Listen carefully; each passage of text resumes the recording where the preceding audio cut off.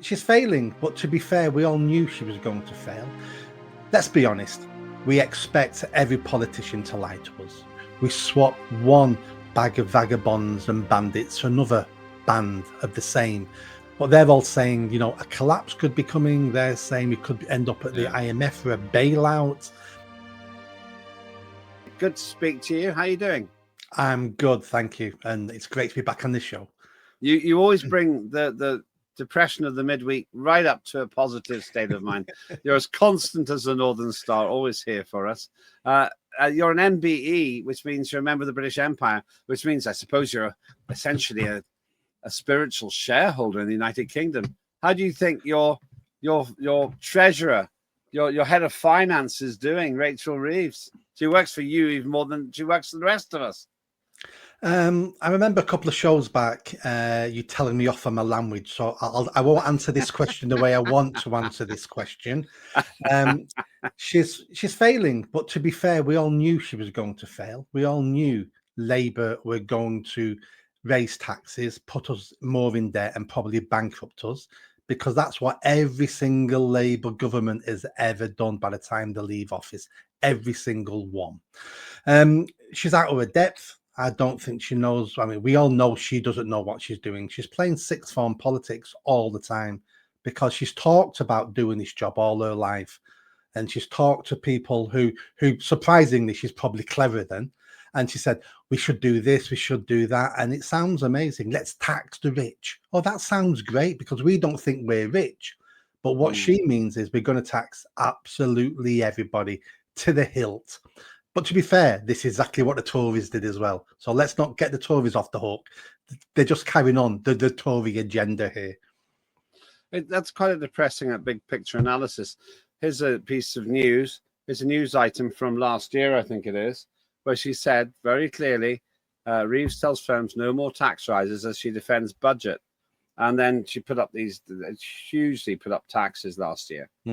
And like tens of billions to fill a black hole, which I don't really think existed. But now there's definitely a black hole that exists, but she's still blaming other people. Let's have a look at what she actually said last year. Now, this was just before the general election, I think. She made a speech, which I thought was cringeworthy in its own right, because she basically said things which I didn't believe. I did economics. I was actually top of my class for economics. I don't think she was. She's top of her class. Oh, she was. I'd never send my children to the school that she was at.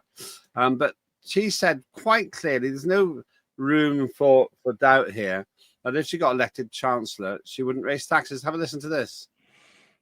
Of high tax. On their watch, the tax burden is the highest in 70 years. I worked as an economist at the Bank of England before entering politics.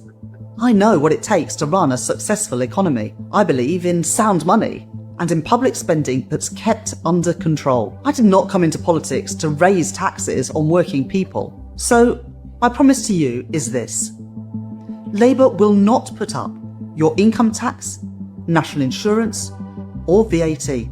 The Tories crashed the economy, and if they win, they will do it all over again, with their £71 billion of unfunded spending. That will push up your taxes and your mortgage bills. As Chancellor, I will deliver economic stability. On the 4th of July, vote to stop the chaos that's driving up your cost of living. Vote to turn the page on 14 years of failure. Vote for change. Vote Labour. It's just awful. It's cringeworthy. It's laughable. What do you make of that? First of all, she has a point, because everything she talked about there about the Tories, she was absolutely correct. So she was spot on with that. And the other part then about her not raising taxes and being, the grown-ups are back in the room was a famous phrase they kept saying. Let's be honest. We expect every politician to lie to us. And this has been historic. You can go back to Rome 2,000 years ago and people are writing there, never trust politicians. So that's always been something we've always known. Politicians exaggerate. Politicians lie. Politicians will say anything to get elected. And once they're elected, there's a very good chance they will break the promises they were elected upon. And that's almost every political party that's ever been elected in this country. That's all baked in. We accept that. Now, the consequences to that is people who lie to us, and if they lie a lot, tend not to get elected again. And the Labour Party doing so bad now, it's an existential threat for Labour over the next couple of decades. They may never be elected in again for a whole raft of reasons, but the economy is one of them. Yeah, but when you think about it, though, Rachel Reeves, who's got this the gormless expression, which isn't really, I suppose, her fault, but it does very much reflect her lack of personality and character, in my view.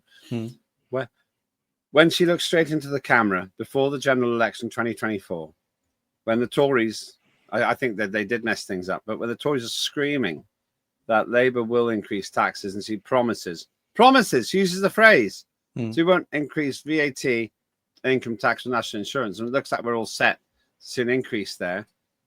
I have to say, I find this a worse kind of deception, because if the public had known that Labour were going to do these things, they wouldn't have even got the paltry 34% they did in the polls.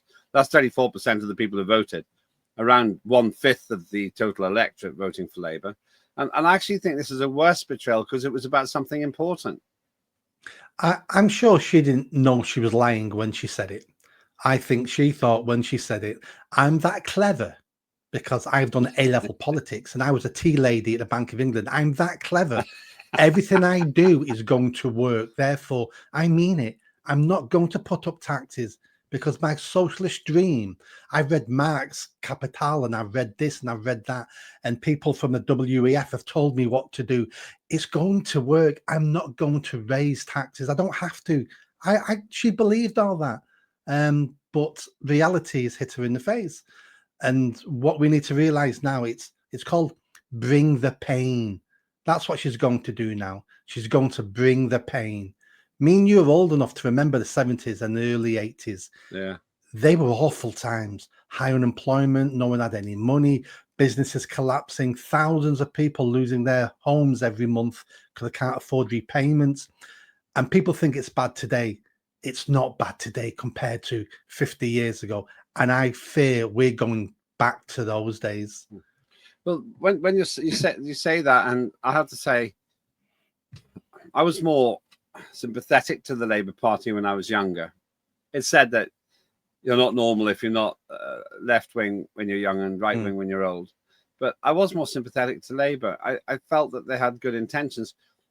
I've always been very fond of Jeremy Corbyn. Actually, I know him personally.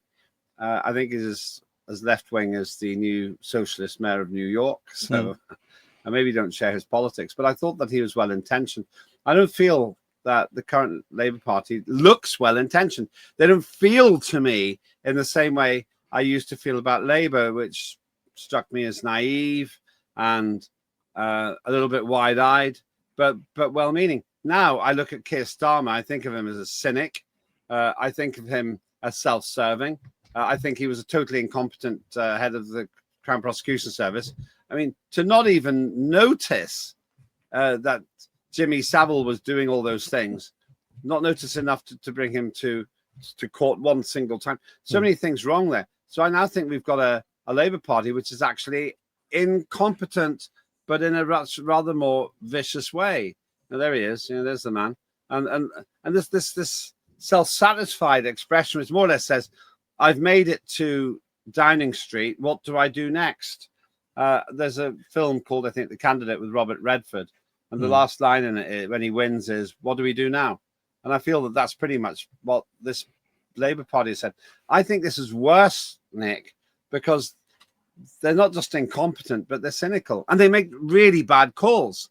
Maybe in the second half of the show, we'll talk about some of those bad calls. I almost feel that you're more apologetic for them than I am, and that's rare.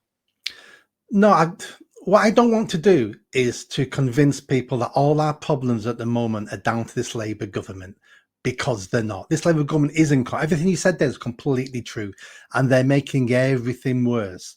But we need to, if we're going to fix this country, we need to realise this isn't just this Labour government's problem. They've not done this. They're just carrying on a 50-year agenda here that's slowly destroying us. We need to understand the bigger picture. Everything you said about Labour was true, but everything you said about Labour then you could say about the Tories and the Lib Dems. And that's because 50 years ago, we had a better class of politicians. Today, they're basically all career politicians, straight from uni to a crap job in a party, safe seat, and they're doing as they're told. We don't have any, 50 years ago, we had miners who became MPs. We had soldiers. We had different people in different, business people. We had lots of different people in the Houses of Commons. Now we have all graduates who have all studied politics, who all just want to be prime minister. Well, and it's a job, it's a career. And that's a huge part of the problem. I would slightly correct you there. I think Ed Davey, the leader of the party I used to be involved in, he doesn't want to be prime minister. He wants to be a professional comedian, I think. There he is. Flying the flag for liberal democracy.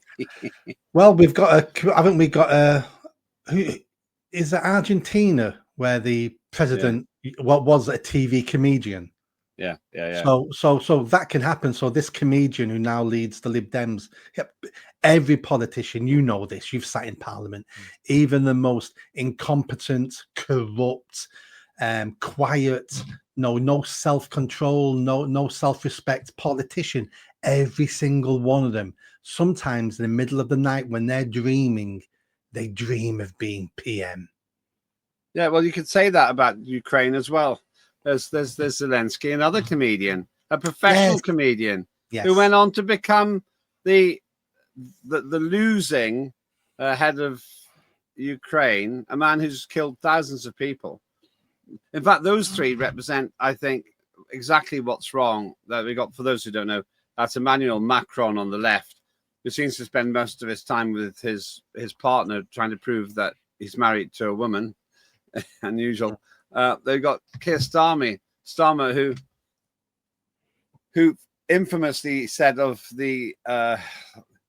those kidnapped into Gaza, bring home the sausages, return of the sausages, which we obviously include in the opener for the program.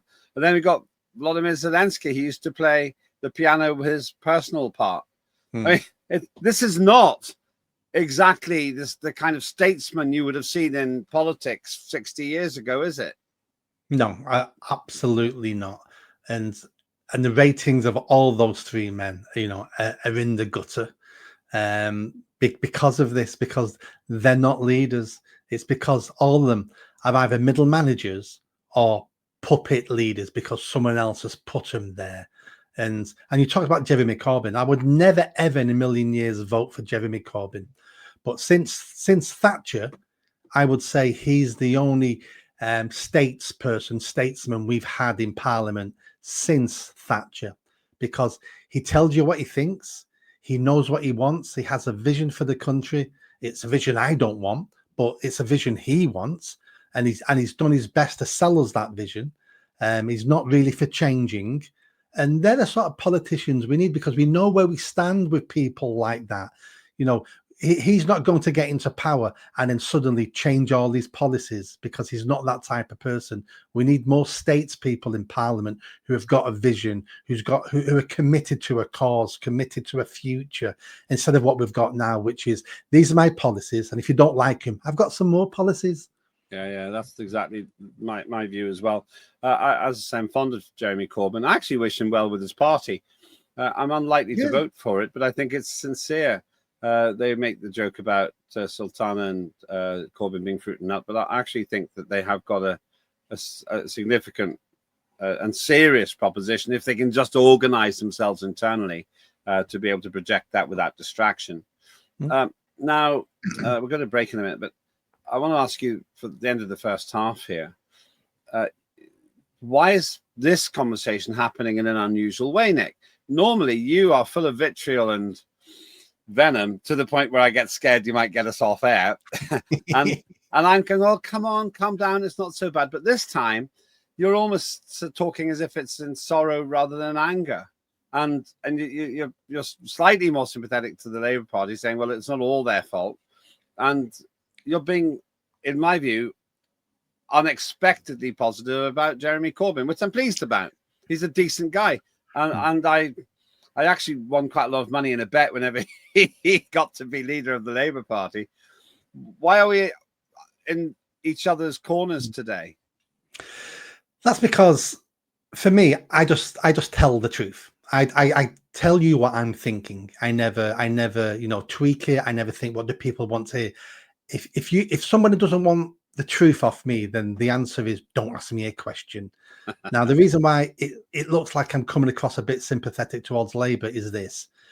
It's because if we can convince the UK that all our problems are down to this Labour government, and that's what everyone seems to be doing, if we convince the public that it's all down to Labour, we're going to make the same mistakes we've been making over 50 years. It's like, let's just get rid of this Labour government, just like we got rid of the Tories, and all our problems will go away. And what we do, we swap one bag of vagabonds and bandits for another band of the same. We need, as voters and as citizens, we need to understand the bigger picture. And that is, we think we live in a democracy. It's only an illusion of democracy, because every time we go to the polls, we're given a choice of different colour rosettes, but underneath it's all the same party. So we need to understand that the Labour government's terrible, but if you think you're going to solve this country's problems just by getting rid of this government, then we just repeat everything else all over again, and we're back in this problem in 2 years' time with a different colour rosette. A lot of comments coming in. I'll come to those after the break there. You're watching Let Me Do It Live. Thanks to everybody who is commenting. If you want to go and get involved, then you'll find the comments fairly easily. You can find this program on X, Unprecedented TV, and also on YouTube, where you'll find over 500 shows for you to see, and that's not even all of them. After the break, I want to talk about what looks like a broken promise in all but name by now. And I'm asking you a question. Do you think that Rachel Reeves can recover the position? Should she resign if she raises taxes? Should there be a general election because of what I believe is a massive breach of social contract between the Labour Party and the British electorate? I really want to change. In my opinion, I think we need a change. We need to sweep away the old parties. Nick, there's a certain degree of cynicism in the chat there. Do keep your comments coming, by the way. A certain degree of cynicism in the chat there. Can hardly blame them. So people are sinister about politicians. That we've not had that before. Of course there is. No one ever believes a politician. Like I said before, this goes back at least 2,000 years. We know what politicians are, the grifters. They tell us what they think we want to hear. Let me put this to you. I'm not 100%. I'm 50-50 whether or not she's going to raise income tax, Rachel Reeves. I'm not convinced she will do it. I think there's a scenario here that she won't. I think she may have floated the idea to worry people, and then when she doesn't raise income tax, but she'll raise lots of other taxes, people will go, oh, she didn't raise the income tax. Because I don't know what she gets out of raising income tax, apart from probably saving the economy. If she raises income tax, she ruins her reputation. She ruins her place in the history books. She upsets all her voters. She upsets the backbenchers. She upsets the far left, where if there's a way of still destroying the economy, but not collapsing it, pushing it down the path, a bit like Kaplunk, as in, I can pull some more straws out, but the marbles won't fall yet. Someone else will make the marbles fall. If she can do that, knowing they're probably going to lose the next election, I think there's a chance she's going to do that. So I'm not convinced she's going to raise income tax. I don't play Kaplunk. Well, you illustrated it very well. I think it's more like Jenga. Yes, he's going to pull one out and it's all going to come tumbling down. I think the public, this is my experience of politics and perhaps my experience of my own life. I think the public are tolerant, public is tolerant. But then when you get to this breaking point, let's use one of the environmental hoaxsters' phrases, a tipping point, then they all go, no, that's it. That's what happened to the Conservatives, I think, in last year's general election. I think Labour's already there. I think they're well past the point of no return. I cannot see how Labour can recover it. But leaving the analogies aside, I do think that the idea of an early election isn't really helpful. I think morally we should have one if she does raise taxes. I also happen to agree with what you've said there. Oh, breaking news, by the way. What's really great here is that we've got columnists saying fair point, Lembit. So I've got a supporter there. I've been vindicated. Well, hey, that's great news. But what I think will quite possibly happen is exactly what you said. That necessarily she has to find some way to sweeten the pill. So if she makes it sound worse than it's going to be, people go, it's not so bad. The thing is, if she doesn't increase her income tax and she goes for VAT, VAT is regressive because regardless of your income, if she puts more VAT on things, then whether you're rich or poor, you pay more for that thing. And that's even more unfair. And national insurance is going to harm industry even more. I can't see how she gets out of this problem.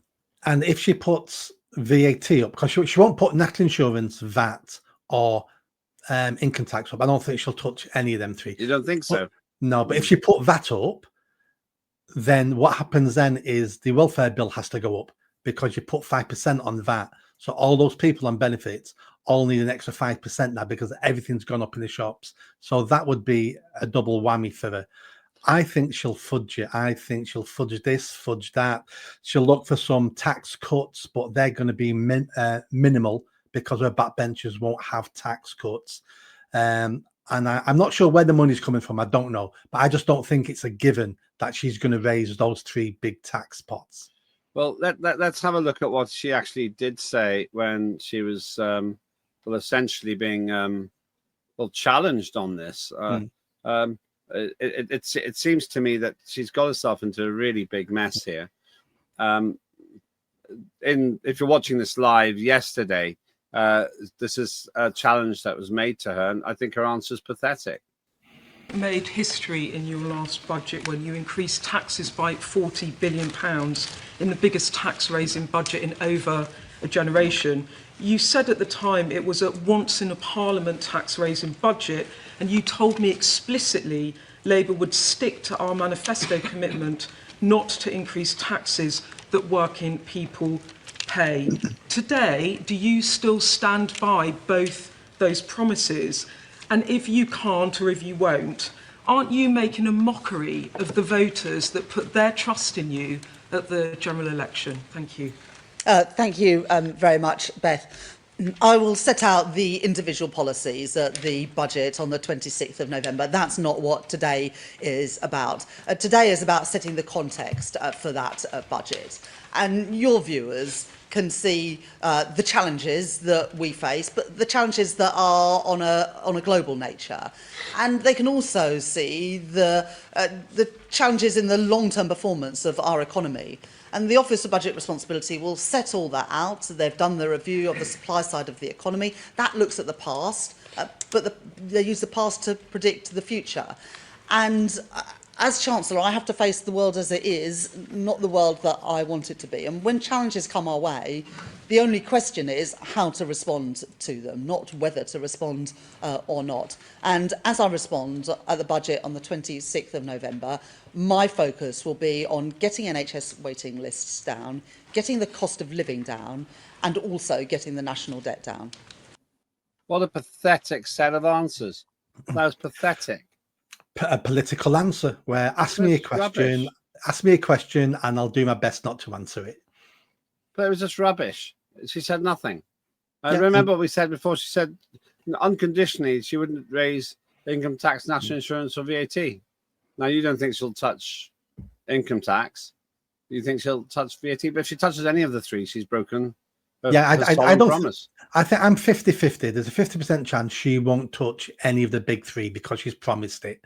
So there's a chance, I think 50-50. Well, it's pretty bad odds all the same. 50-50 that she's going to break a solemn promise. Yeah. It's not a good look. It just isn't. No.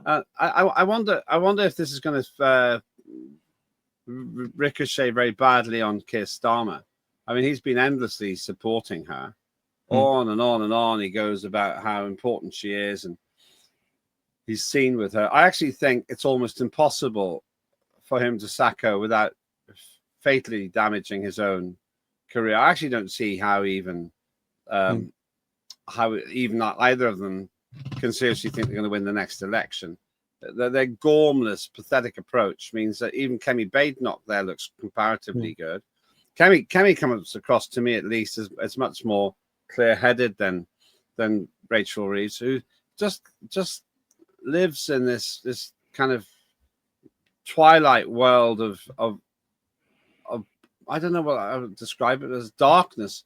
It's not like I think she's evil. I just think she's like a 15-watt light bulb.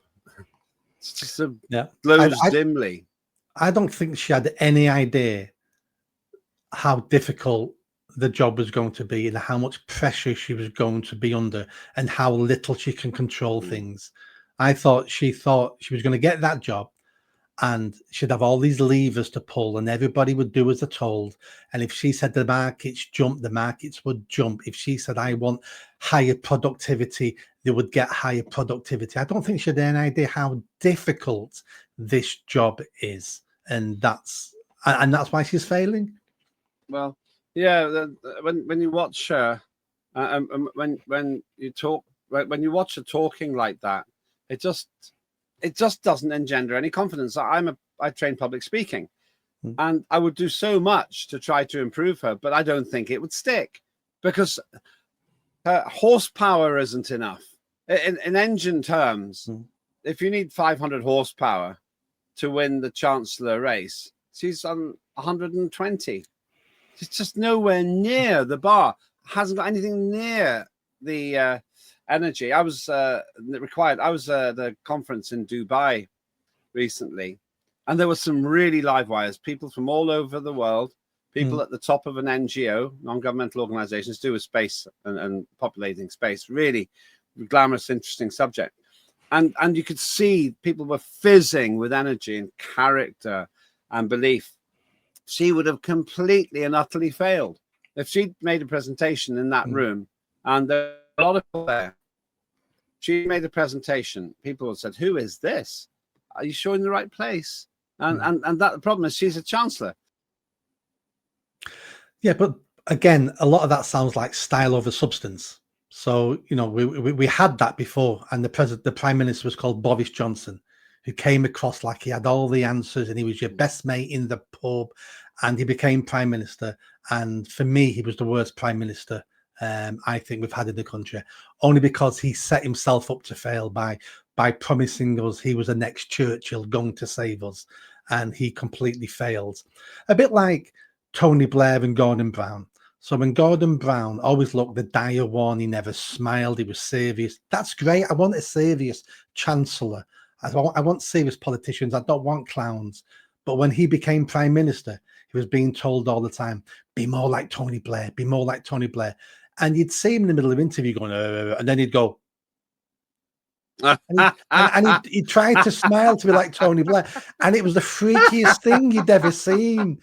So I want people to be themselves. I don't care if she's boring. I just want her to be a really good chancellor. Yeah. And it's not that I blame her for being dull.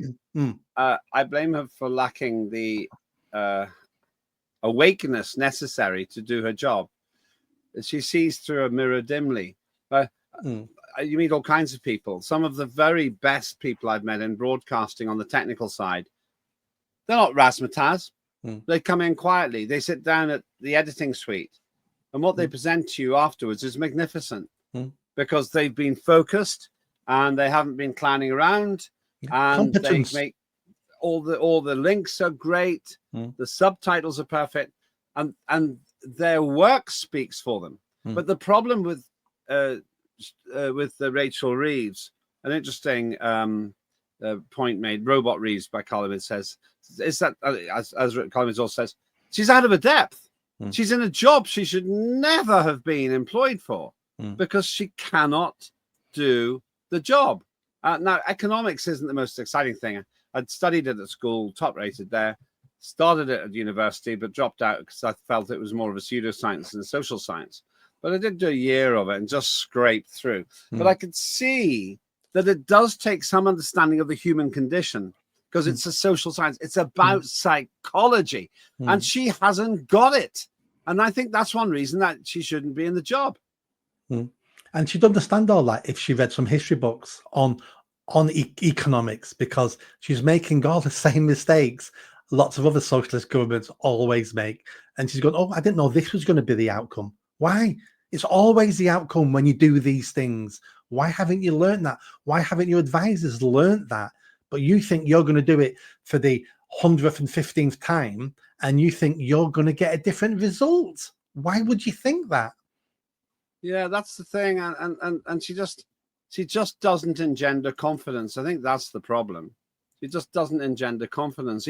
Even in that conference that she did, it seemed to me she'd lost her way. She was almost apologizing before she even had the meeting, if you like, the discussion. Looking ahead, then, what do you think is going to happen next? I think her job's safe. I think Starmer knows you can't get rid of her, because every prime minister knows if you get rid of your chancellor, there's like a 90% chance you're gone very soon as well. So they're joined at the hip. I'm not, like I say, I'm 50-50 on tax rises, on income tax, that or national insurance, but tax rises are definitely coming. She's in huge trouble. I keep seeing on YouTube economists and people who know more than me. Doesn't mean they know everything, but they know more than me. I don't understand economics as well as many people. But they're all saying, you know, a collapse could be coming. They're saying we could end up at the IMF for a bailout. If something like that happens, then that'll be the end of her and the end of this government. I think that's what's going to cause this government into an early election. They're never going to vote for an early election because they're all going to lose their £100,000 a year seats. So then that's turkeys don't vote for Christmas. But if the economy collapses or the economy gets even worse, that could force them into an early general election. But that's the only way she goes. The electoral mathematics say no to that, because if you've got an enormous majority, why would you vote for that? The only way this would happen now, I think, is if the Prime Minister becomes so utterly rocked with scandal, and I do have to say, for other reasons, I think that's a possibility. Just for in terms of other antics he's been involved in or may have been involved in, then that could cause the collapse.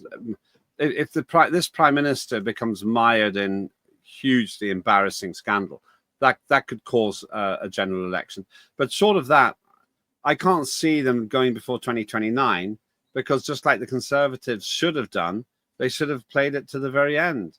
And previous governments that have been in trouble, that they play it to the very end. So I don't see that being a trigger. But the other thing that could do it is if the public simply say, we now no longer consent. General strikes, essentially. An absolute refusal to accept the pathetic performance of this government.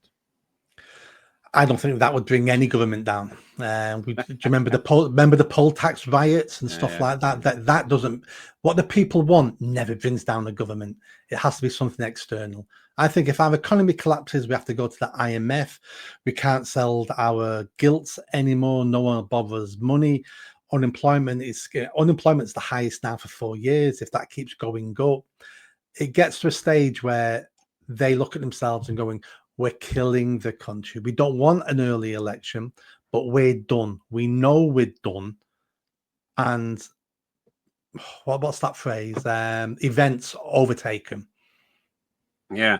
I suppose the last thing I'd say on this is the great massive elephant in the room, the inflatable elephant, is the fact that we've got, not just a problem with the government, but a problem with the beaches, because they haven't done anything to deal with this relentless influx of cost. This is cost. We're looking at cost in a boat because of the way you manage it.